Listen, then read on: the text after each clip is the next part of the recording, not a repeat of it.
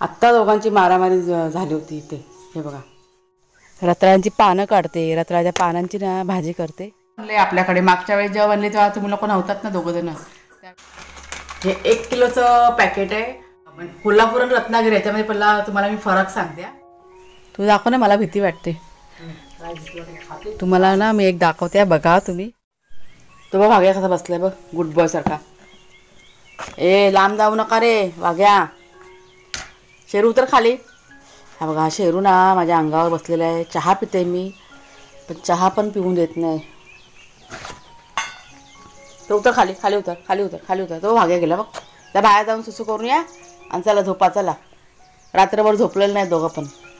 दोघं का, आम्ही लोक कोणच रात्रभर झोपलेलं नाही, कारण लाईट नाही. रात्रभर हैराण झालो गरमीनी.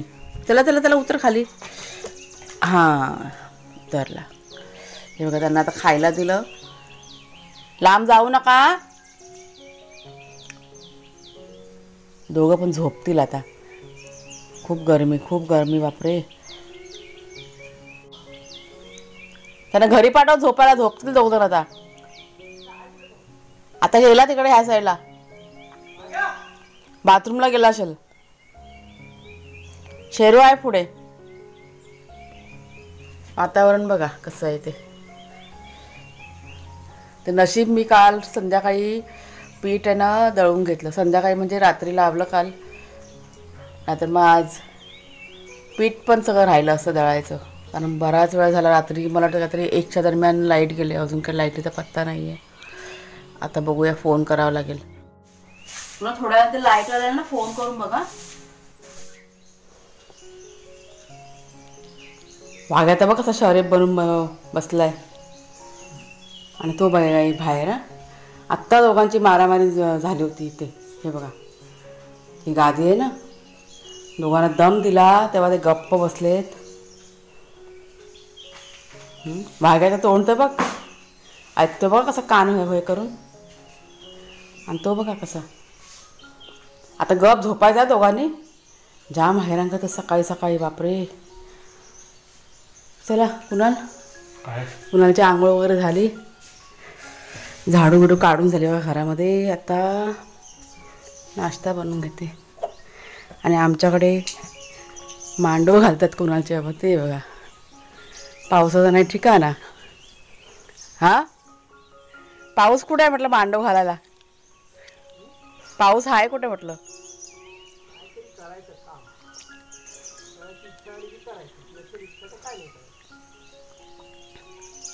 हे काय आज पण पाऊस पडेल असं काय वाटत नाही. गरम बघ काय होतंय. मला आता पूर्ण घामाघूम झालंय बघ. उन्हाळा चालू झाला, परत उन्हाळा. काय काम नाही कर एवढं, काय हे काय मोठं काय मेहनतीचे काम करतो, बांधतोय तरी बघ गरमी. अंगातून पाणी. काय करायचं, आज झाडांना पाणी घालायला लागणार. म्हणजे त्याशी रोपानं टाकलं, सुरुवात केली टाकायला. पण मला वाटतं आज ही मोठी झाडं आहेत ना, त्या पण टाकावं लागेल. हां, मोठं झाडं टाकावं लागेल पाणी. बघूया ना. लाईट नाही तर कसं पाणी पण कसं चालू करणार लाईटीशिवाय. चला. आता मगाशी आली होती, एकदम डीम होती लाईट, परत गेली. रताळ्यांची पानं काढते, रताळ्याच्या पानांची ना भाजी करते. मागे एकदा बनवली होती तेव्हा कुणालचे बाबा नव्हते इथे, आणि कुणाल पण नव्हता जेवायला, त्याच्यामुळे त्यांना टेस्ट अशी माहिती नाही. आज मी ना करून बघते, छान लागते भाजी. हे बघा, अशी कोवळी कोवळी पानं ना तोडून घेते. ह्याच्यावरती ना माती टाकायची. ते पाऊस नाही ना तर काय करायला इच्छा होत नाही. एकदा पाऊस चालू झाला ना मग सगळी कामं कशी पटापट होतील आमची. एनर्जी येते, एनर्जी पावसामुळे. वातावरण चांगलं होतं ना, चांगली वाढले बघा. फक्त मिरची आणि लसूण टाकून करणार. आता मी तुम्हाला दाखवलं असतं आतमध्ये, पण काय किचनमध्ये ना अंधार आहे खूप. आणि आपली चार्जिंगचा जो बल्ब आहे त्याला पण फारसा असा उजेड नाही आहे, कारण लाईटच नाही. आता किती टाईम झाला, 8-10 तास झाले. त्याच्यामुळे त्याची पण पॉवर आता डिम होत चालले. कोवळी कोवळी पानं घ्यायची. जरा काढून घेते मी. याला भराव टाकायलाच लागणार आहे. पाऊस पडला ना म्हणजे चालू झाला ना पाऊस का बघा समोर तो मातीचा ढिगारा दिसतो ना, तिथे आम्ही विचार केला आहे तिथे रताळ्याची वेल टाकायची. कारण तो मातीच्या ढिगाऱ्याखाली ना चांगले येईल रताळी. असं ज्यावेळी लावली ना वेल ही एकच पान होतं आणि तेव्हा आम्हाला केवढी आयडिया नाही ना की त्याला आता मातीचा ढिगारा लागतो वगैरे. पाण्याची जागा बघून लावली कारण तेव्हा उन्हाळ्याचा टाईम होता ना. म्हटलं जगेल की नाही वेल असं होतं, पण ती जगली चांगली. असू दे, भाजी तरी खायला मिळते ना. रताळी काय फारसे आमच्याकडे आवडत नाही कोणाला, त्याच्यामुळे म्हटलं राहू दे. ही पानं बघ काय काय अशी पिवळी झालीत. गरमी आहे म्हणून अशी मस्त अशी पानं पटापट तुटतात. आता पीठ मळून ठेवलं आहे घरामध्ये. आज चपाती भाजीच करते नाश्त्यामध्ये, बरं पडेल. कारण रात्री की नाही एकदम जेवण हलकं फुलकं झालं होतं म्हणून पोटभरीचा नाश्ता बरं पडेल कुणाला एवढं लांब जायचं चालत. वेगळं असं विचार केलेला पण म्हटलं अंधारामध्ये नको, कारण लाईटच नाही तर मिक्सर विसर म्हटलं कसं लावणार. पराठे वगैरे बनवले तर चटणीसाठी.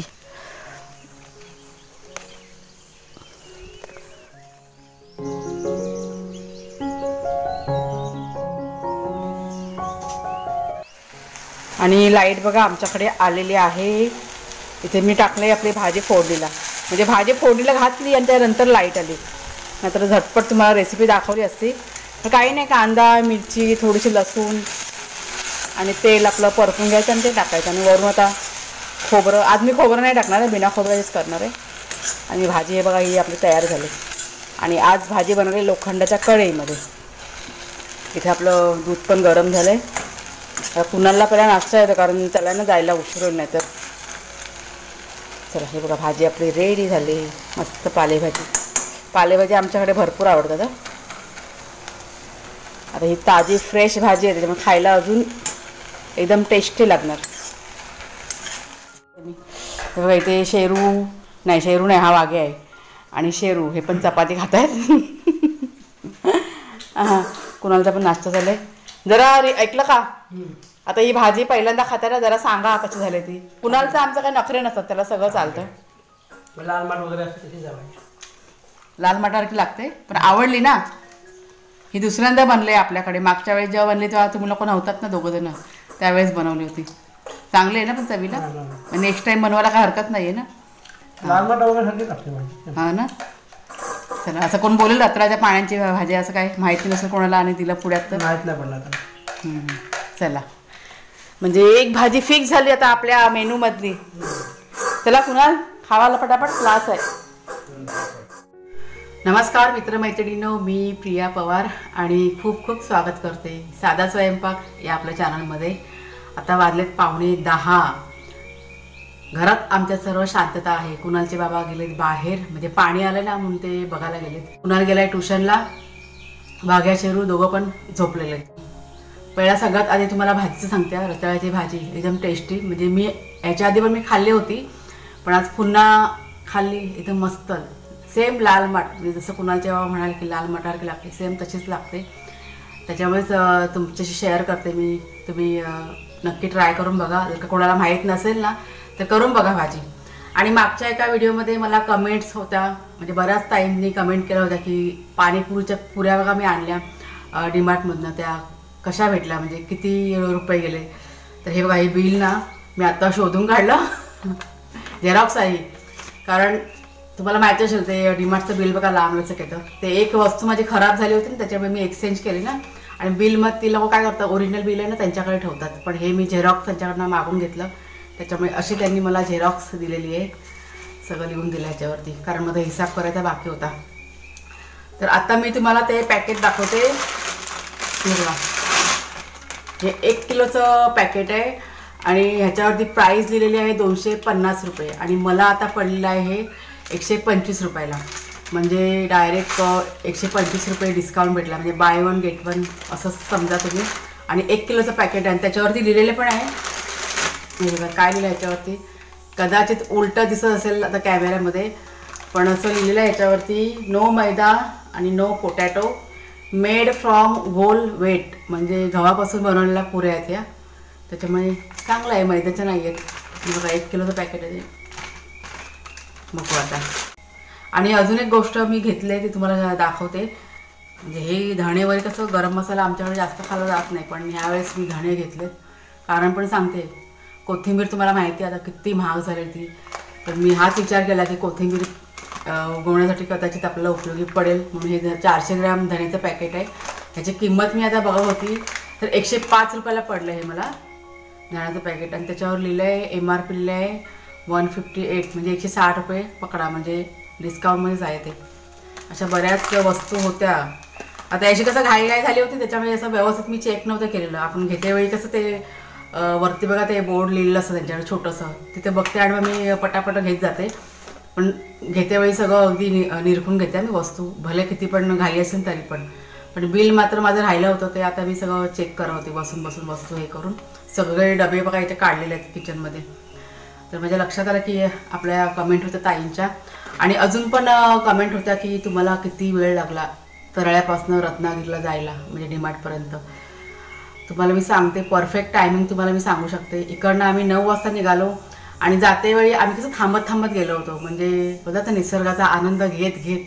त्याच्यामुळे आम्हाला 2.5 तास लागले. बरोबर 11:30ला आम्ही तिथे पोहोचलो डीमार्टमध्ये आणि मग शॉपिंग केली. म्हणजे शॉपिंग करेपर्यंत आम्हाला 3 वाजले. आणि नंतरला नाश्ता वगैरे करून म्हणजे बरोबर परफेक्ट 4 वाजता आम्ही तिथून निघालो रत्नागिरीवरनं. आणि 5:30ला बरोबर आम्ही तरळ्यामध्ये आलो. म्हणजे येतेवेळी आम्हाला 1.5 तास लागला आणि जातेवेळी 2.5 तास. येतेवेळी कसं आम्ही कुठेच थांबलो नाही आणि परफेक्ट रस्ता कसा आपल्याला माहिती झाला होता, त्याच्यामुळे डायरेक्ट घरी मग. आणि जातेवेळी कसं थांबत थांबत आणि प्लस रस्ता पण कसं व्यवस्थित माहिती नव्हता, म्हणजे रस्त्याचा पण अंदाज नव्हता की रस्ता खराब आहे काय, त्याच्यामुळे कसं सावकाश गेलो होतो. रस्ता 1 नंबर आहे, काही हरकत नाही आहे जायला. 1.5 तासाचा प्रवास, आणि जर का आपल्याला इतका डिस्काउंट मिळत असेल तर लांब जाऊन शॉपिंग करायला काही हरकत नाही आहे. तर तुम्हाला तुमच्या प्रश्नांची उत्तरे मिळाली असतील. Next time Ratnagiri fix. कुणालचे बाबा मला म्हणत होते की कोल्हापूरला जाण्यापेक्षा कोल्हापूर आणि रत्नागिरी याच्यामध्ये पहिला तुम्हाला मी फरक सांगते. कोल्हापूरचं वातावरण कसं थोडंसं वेगळं आहे. वेगळं म्हणजे कसं इथे आपण आता तरळात मी राहते, म्हणजे इकडचं जे काय म्हणूया आपण निसर्ग तो आपण नेहमी बघतो, त्याच्यामुळे आपल्याला कसं ते वेगळं असं काही वाटत नाही. पण कोल्हापूरचा निसर्ग थोडंसं वेगळं आहे. डोंगर दऱ्या गगनबावड्याचा जो निसर्ग आहे ना 1 नंबर आहे, अप्रतिम आहे. तिथे गेलात ना तुम्ही, रस्ता खूप खराब आहे पण निसर्ग इतका छान आहे ना की माणूस तुम्ही हलणारच नाही, इतकं छान आहे तिथे. आणि थोडंसं वेगळं तिथे म्हणजे शेती वगैरे तिथे बघा, ऊसाचे मळे असतात, भाजीपाला वगैरे, कांद्याची शेती तिकडे केली जाते. त्याच्यामुळे तिकडचं थोडंसं शेतीचं निसर्ग थोडंसं वेगळं आहे आणि आपल्या इकडे थोडंसं वेगळं आहे. आता हे कसं नेहमी आम्ही बघतो म्हणून त्याच्यामुळे प्रवास करताना आम्हाला असं वेगळं असं काही वाटलं नाही रत्नागिरीला जाताना. पण कोल्हापूरला थोडंसं असं वाटतं हा असं वेगळ्या ठिकाणी कुठेतरी आलेलं आहे. पण वेळ तिकडे जास्त जातो कोल्हापूरला, कारण रस्ता खराब आहे. त्याच्यामुळे तिकडे पोचायला आम्हाला जवळजवळ 3-3.5 तास जातात, म्हणजे पकडा जास्त जातात, खूप रस्ता खराब आहे. आणि सगळं एन्जॉय करत जातो आम्ही. आणि तिकडे गेल्यावर काय होतं, फिरण्यासारखं भरपूर आहे, म्हणजे रत्नागिरीला पण बरंच आहे फिरण्यासारखं. पण त्या दिवशी काय झालं की कुणाल पण जोडलेला नव्हता आलेला आणि शेरू भाग आहे, त्याच्यामुळे मग आम्ही कुठेच गेलो नाही, डायरेक्ट आम्ही घरी आलो. तर नेक्स्ट टाईम आम्ही जाऊ ना तेव्हा तिकडे जाणार आहे, म्हणजे गणपतीपुळे वगैरे आहे बघा शेजारीच आजूबाजूला आहे. तर त्या हिशोबानेच आम्ही मग पुढचं प्लॅनिंग करणार आहोत, तसं कुणालचे बाबा म्हणालेत. पण ते म्हणालेत की आता नेक्स्ट टाईम कुठे शॉपिंग करायला जायचं झालं ना आम्ही डीमार्टमध्ये, तर आपण रत्नागिरीलाच जाऊया, कारण ते आपल्याला बरं पडतं, जवळ पण आहे, रस्ता पण चांगला आहे आणि पटकन आपल्याला घरी येता येतं. बाकी कोल्हापूरला पण खूप बेस्ट आहे, फिरण्यासारखं भरपूर आहे आजूबाजूला. जर का कोणाला माहीत नसेल ना तर रस्त्याच्या हिशोबाने थोडासा विचार करावा लागतो, पण कोल्हापूरला एकदम मस्त आहे. वातावरण तिकडचं निसर्ग आजूबाजूला खूप छान आहे फिरण्यासारखं. त्या दिवशी कसं घाईघाई होती, त्याच्यामुळे सामान कसं कुठे काय ठेवलं काही माहितीच नाही. तुमच्या जेव्हा कमेंट आल्या ना की ताई ते पाणीपुरीचं पॅकेट दाखवा, तेव्हा सगळे आता डबे मी आता काढले, सगळे डबे शोधले, तेव्हा ते पॅकेट मला मिळाले. आणि काय झालं पॅकिंग म्हणजे डब्यामध्ये भरताना मी एकटी नव्हती, कुणाल होता जोडीला, कुणालचे बाबा पण होते, म्हणजे आम्ही सर्वजण मिळूनच करतो. इतकं सामान 4-5 महिन्याचं सामान असतं ते आपलं, आणि ठेवताना असे डबे पण कमी पडतात. मग ते जागा करून करून व्यवस्थित सगळं ठेवावं लागतं. आणि हे गुलाबजामुनचं पण बघा एक पॅकेट मी आणलं होतं, ते आता मी बाहेर काढून ठेवले, ते डब्यात टाकलं होतं. ते म्हटलं मध्येच कुणालच्या बाबांना बनवून देईन, म्हणजे कुणालला पण खूप आवडतात गुलाबजामुन. आता मला वाटतं 1.5-2 वर्ष झालं असते त्यांनी गुलाबजामुन खाल्लेले नाही. हे पण बाय वन गेट वनच आहे. तर छान बनतात. ह्याच्यामुळे फक्त थोडीशी ना बनवते वेळी ह्याची दुधाची पावडर बघा येते ती टाकायची. आता इथे गावी मला मिळेल की नाही सांगू शकत नाही, पण माझा असा विचार झाला की जेव्हा मी खवा करीन ना, म्हणजे तूप बघा जेव्हा बनवतो ना त्यावेळेसच बनवायला घेईन. तुपाचा जो खवा असतो ना, म्हणजे तुम्ही काही जण बेरी म्हणतात त्याला, पण मी मात्र खवा म्हणते किंवा मावा म्हणते. म्हणजे आमच्या इकडे खवा किंवा मावा म्हटलं जातं. तर ते मिक्स करून पण गुलाबजाम आपले छान बनतील. तर तोच मी आता विचार केला. एक 7-8 दिवसामध्ये तूप बनवायला घेईनच, त्यावेळेस मग मी हे गुलाबजामुन तयार करीन आणि तुमच्याशी रेसिपी मी शेअर करीन. मुंबईला असताना हे मी बऱ्याच वेळा आणायचे आणि घरात मी बनवायचे, खूप टेस्टी बनायचे. तळते वेळी फक्त तुपामध्ये तळायचे, अजून टेस्टी बनतात. चला ठेवून देते, सगळं सामान ना आवरून घेते. आता काय आज काय करायचं आहे मला, सगळ्यात मोठं काम आजचं म्हणजे असं नेहमीच असतं. तर हे बघा, हे औषध काढून ठेवलं आहे, शेरूला पाजायचं आहे. शेरू झोपला आहे आत्ताच मला काहीतरी गपचूप त्याला पाजावं लागेल, कारण त्यांना की नाही वास पटकन जातो. आता मी काय केलं, औषध ते ना भरून ठेवलं आहे आणि तुम्हाला मी दाखवते. हात वगैरे स्वच्छ धुतलेत म्हणजे त्यांना वास नको जायला. म्हणजे जवळ जरी गेलं ना तर लगेच समजून जातात आणि मग पळायच्या मागं. ते विटॅमिनचं औषध डॉक्टरांनी दिलेलं आहे. 1 मिनटं असं भरून ठेवलेलं आहे. तर थोडा वेळ म्हटलं राहू दे, 5-10 मिनटं, नंतर म्हटलं पटकन जाऊन त्याला पाजते. काय काय करावं लागतं, कुणाच्या गावाची वाट बघते म्हटलं ते आले का म्हटलं इझी पडेल मग त्यांना औषध पाजायला, नाहीतर मग पळत राहतात. चला हे सगळं जरा आवरून ठेवते. हा बघा बारीक बारीक पाऊस चालू झालेला आहे. पड बाबा पड, झाडांना जरा पाणी मिळू दे बघतं. तेव्हा ते समोर दिसतात रोपं दिसतात तुम्हाला आलेली हिरवी हिरवी, ते आपण लावलं होतं ना, ते चांगलं असं रुजलंय. चवळी लावलेली आहे, कडधान्य छान मस्त अशी रोपं झालेली आहेत. पडू दे पाऊस, पडू दे, म्हणजे बारीक बारीक का होईना पण पडू देत, म्हणजे झाडांना सर्व पाणी मिळेल. तू दाखव ना, मला भीती वाटते. तुम्हाला ना मी एक दाखवते बघा तुम्ही. आम्ही आता इथे बसलो होतो, ये ना पळेला ते बघा, ते समोर चिरे आहेत ना तिथे बघा तुम्ही. इथे इथे इथे इथे इथे बघा, माझा बोर्ड दिसून तिथे बघा तुम्ही. बघा काय जरा झूम करते. घोरपड बघा, आणि पिल्लू नाही ते चांगली मोठी दिसते. एक ती बघते मागं हे करून बघते. तेव्हा हलते काय नाही करणार. स्वतः कॅमेरा पकड ना. मग मी कॅमेरा पकडला, मी आता आलो तर 2 माणसांना ती पळेल. ती पकडायला का ही बघा कशी घोरपड आहे ती. इथे घोरपडी भरपूर आहेत ना आपल्याकडे.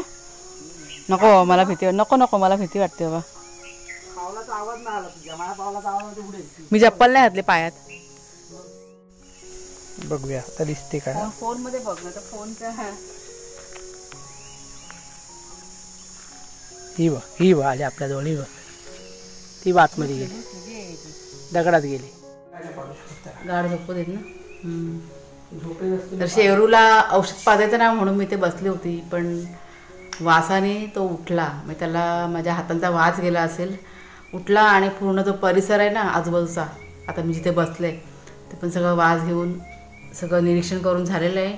आणि हा बघा डोळे त्याच्यात उघडे आहेत. आता काय तो औषध पाजून देणार नाही. हे औषध की नाही टॉनिकचं आहे, म्हणजे विटॅमिन वगैरे बघा असतात ना त्याचं औषध आहे ते. ते जवळजवळ महिनाभर त्याला द्यायचं आहे.